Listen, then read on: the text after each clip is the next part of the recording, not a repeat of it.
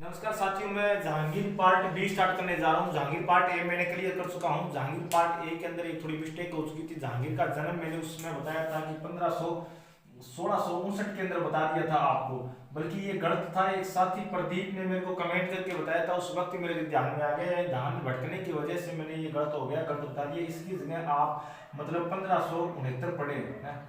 1569 में जहांगीर का जन्म हुआ था। तो ये एक मिस्टेक हो गया कि इंसान मैं कोई किताब लेके नहीं पढ़ रहा था, बिल्कुल सीधा सीधा बता रहा हूँ आपको है। तो साथियों, अब हम पार्ट मतलब बी के आगे बढ़ाना चाह रहे हैं।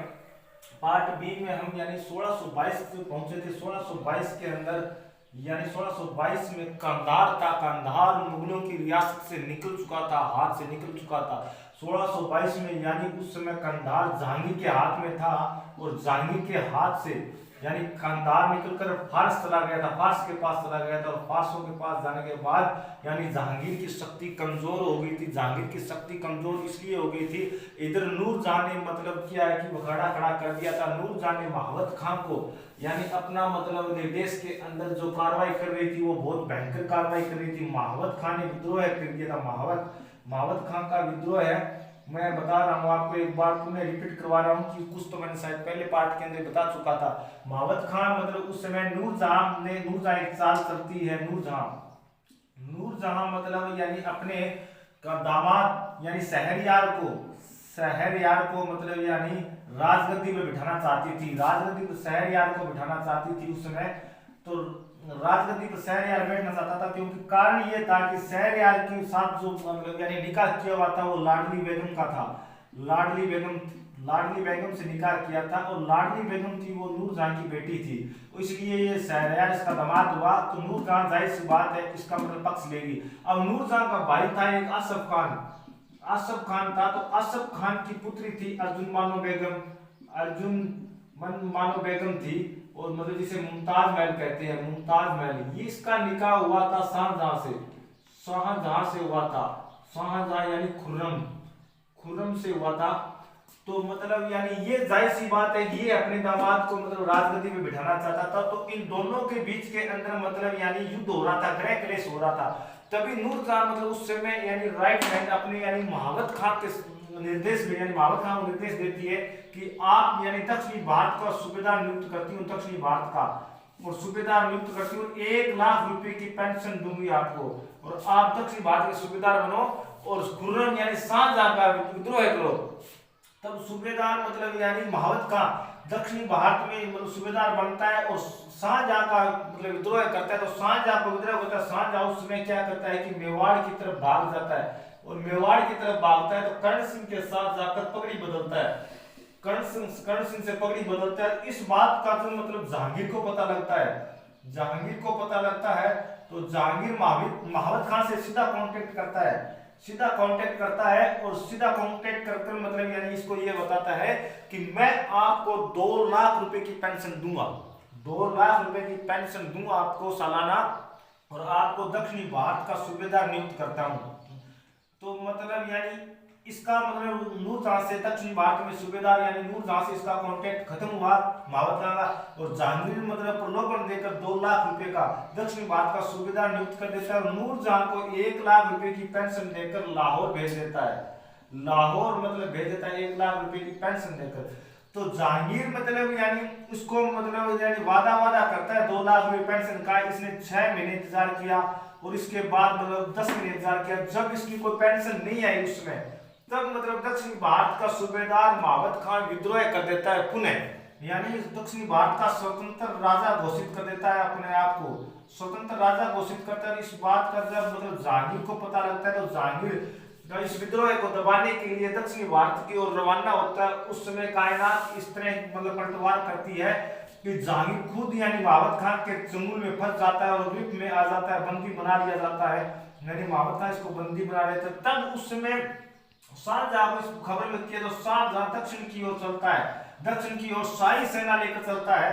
शाही सेना मतलब लेकर चलता है। तो उस वक्त यानी महावत खां का विद्रोह करता है, और जहांगीर को इस मतलब चंगुल से छुड़ा लेता है। जहांगीर को छुड़वाने के बाद मतलब शाहजहां कहता है कि आका यानी ये मेरे पिताश्री, आप सीधे यानी राजधानी आगरा की तरफ प्रस्थान करो, और हम मतलब यहाँ पर शांति स्थापना करके आ रहे हैं। शांति स्थापना की बात होती है, मगर देखो उसको तो मतलब शाहजहां को काफी टाइम लगता है शांति स्थापित करने में। तब शाहजहां के पास समाचार पहुंचता है कि 28 अक्टूबर और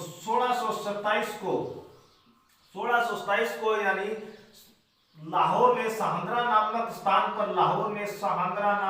पर जहांगीर की दम घुटने से मृत्यु हो गई थी। अब ये बात बताओ, इसको मतलब यानी आगरा जाने को कहा था शाहजहां ने, और ये सीधा मतलब लाहौर की तरफ जा रहा है और लाहौर में इसकी मृत्यु हो गई, तो जाहिर सी बात है इसकी बुद्धि भ्रष्ट थी उसमें, क्योंकि अभी ये नूरजहां को नहीं छोड़ पा रहा था और नूरजहां के बल पीछे पीछे लाहौर चला गया। इतनी विपत्ति आई हुई थी, ये अपने शासन का एक मिनट भी फिक्र नहीं किया इसने।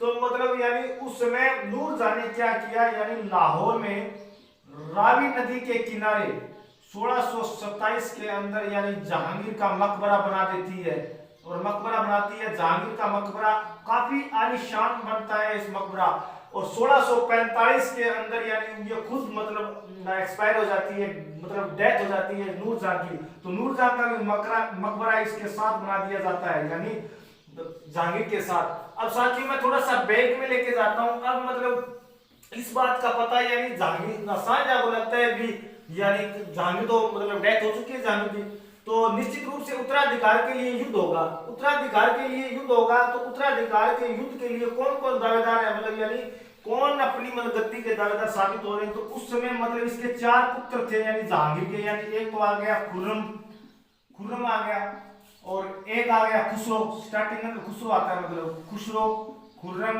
और शहरयार, और इसके बाद परवेज आता है।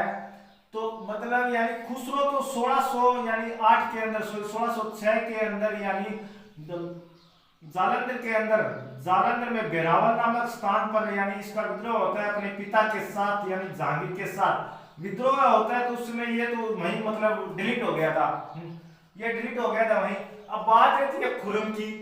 खुर्रम इस वक्त जब इसकी डेथ हुई थी तो खुर्रम उस वक्त दक्षिण भारत में था, और ये दोनों शहरयार और परवेज ये दोनों आगरा में थे।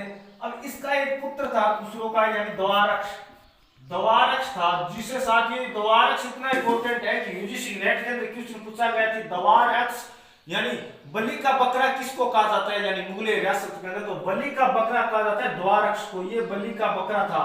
बलि का बकरा मतलब बलि का बकरा क्यों बनता है, ये बलि का बकरा इसलिए बनता है कि आसफ खान था जो मतलब यानी खुर्रम शाहजहां का ससुर था। ये मतलब यानी कुछ अपनी कूटनीति चलता है, कूटनीति के दावे पे से इस तरह करता है कि मतलब ये इस दोनों के अंदर आगरा के अंदर मतलब उत्तराधिकार के लिए यानी शाहजहां के आने से पहले हम उत्तराधिकार घोषित कर दें, यानी शहरयार और परवेज दोनों के बीच में मतलब बातें चल रही थी। तब दक्षिणी भारत में तो खुर्रम गया हुआ था उससे आने से पहले। तब आसफ खान इस बात को सोचता है कि यानी इन दोनों को कट करके ये कहता है कि देखो असली दावेदार तो गद्दी का मतलब खुसरो था, खुसरो नहीं रहा तो इसका पुत्र द्वारक्ष का नाम लेते। द्वारक्ष खुद लचाई नजरों से देख रहा है कि मुझे राजगद्दी मिलेगी, और राजगद्दी के लालच में ये अपने आप की हत्या करवा बैठता है। इस दोनों की हत्या हो जाती है और शाहजहां खुद इस गद्दी का मतलब शासक बनता है। तो साथियों ये मैटर था मतलब शाहजहां का ये मैटर था, मतलब शाहजहां इसके मतलब यानी राजगद्दी पर बैठ जाता है। तो जहांगीर का ये मैटर था। बी पार्ट क्लियर होता है।